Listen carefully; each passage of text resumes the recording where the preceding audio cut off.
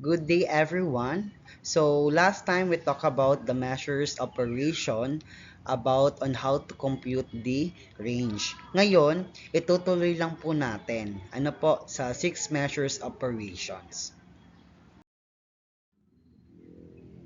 At this point, we will discuss about the quartile deviation and interquartile range. So let's proceed first to the interquartile range or how to compute the interquartile range. So sabi dito, the interquartile range is a more reliable measures of variability. It is the difference between the 75th percentile or Q3 and the 25th percentile or Q1. Hence, the 50% of the distribution will be falling within the interquartile range. 25% will fall below Q1 and 25% will fall above Q3. So, in interquartile range, the formula that we use is interquartile range is equal to Q3 minus Q1. So, ganun lang po kasimple. Q3 minus Q1. So here are the examples, or here is the example in interquartile range. So we have the given Q1 is 45.25 and Q3 is 52.3. So sabi nga kanina, the formula of interquartile range is Q3 minus Q1. Ano po? So 52.3 which is the Q3 minus 45.25 which is our Q1. Ano po? So, pag pinag-minus po natin itong dalawa, so the answer is 7.05. So, ganun lang po ang pagkuha ng interquartile range. So, here is the activity 1 in interquartile range. Solve for the interquartile range. So, pakisundan lang po yung formula ng interquartile range.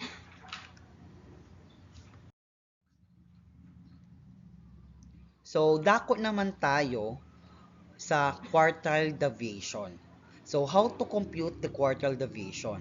Sabi dito, if we want, if we want to get half of the distance or interquartile range, then we simply divide the difference Q3 and Q2 by 2. This value is called quartile deviation or QD. So, 'di ba kanina yung interquartile range is Q3 minus Q1. So, ngayon naman is dadagdagan lang natin siya ng divided by 2, which is the formula on quartile deviation is QD is equal to Q3 minus Q1 divided by 2. So, here is the example on how to compute the interquartile or the quartile deviation. Sorry, nagka-typo lang po ako dito. So, given is Q1 is 45.25 and Q3 natin is 52.3. So, kanina 'di ba sinolve natin yung sa interquartile range. Sa nakuha nating sagot is 7.50, 7.05. So, i-divide lang natin siya sa 2, which is the formula of the quartile deviation is Q3 minus Q1 divided by 2. So, the answer is 3.525. Or pag ni-round up natin, pwedeng maging sagot is 3.53. So, ganun lang po kung paano mag-compute ng interquartile range and quartile deviation.